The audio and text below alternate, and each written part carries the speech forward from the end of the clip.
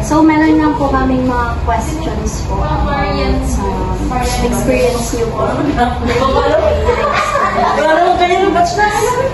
So, in what sections of clinical laboratory po are you assigned? Dito po kasi parang lahat rotation na siya. Rotation. Sige mo nilang, So, hindi naman po nakakapagod. hindi naman kasi parang kapag nag-work ka, gano'n, hindi mo naman napapalayan yung oras. So, masaya naman po yung Oo, masaya kasi yung learnings mo, tapos as in na-a-apply mo na siya sa work talaga. mas nade-develop mo. Na-enhance mo yung skills and knowledge ka na natutunan mo sa school. Yung next question po namin is, what are your responsibilities as a medical technologist? Bilang isang medical technologist kasi is, syempre, kailangan natin ng accurate at precise na result, diba? Para tama ang mga diagnosis ng mga doctors, na maano sa mga pasyente natin, gano'n. Kaya, bilang medtech din, as in, talagang maaano mo lahat ng mga skills and knowledge mo talaga doon. Sa lahat po ng natutunan niyo. So, paano niyo po na-handle yung problems niyo dito or na-encounter niyo po dito sa department? Sa department.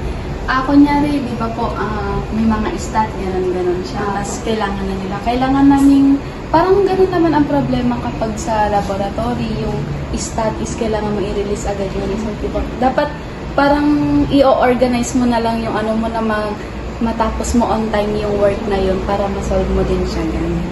Okay po. So, kaya naman po kapag na-handle niyo naman po yung mga problems or medyo nakaka-stress din po.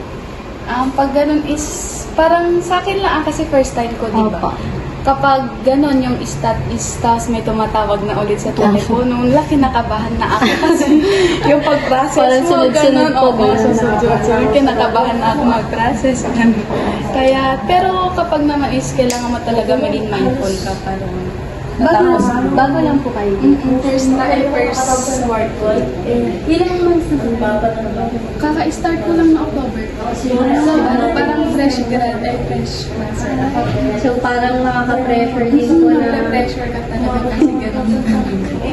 So, what do you have to say to someone aspiring to be medical technologist po? Katulad po na... Sa inyo is galingan nyo talaga at kailangan kayo as in sa mga yung magbasa-basa kayo. Siyempre bilang estudyante, di ba may time na nakakatamad. Ganun. Pero i-pursue mo lang na i-pursue yun. Tapos try lang ng try yung mga fear nyo. Kailangan yung lagpasan yun. Para kita gaya ako, nag-medtech ako kasi takot ako sa dugo. Kaya kailangan ko i-overcome yun. Kaya yun, nag-medtech ako. Galingan nyo lang. Lahat ng mga is my worth it din sa okay.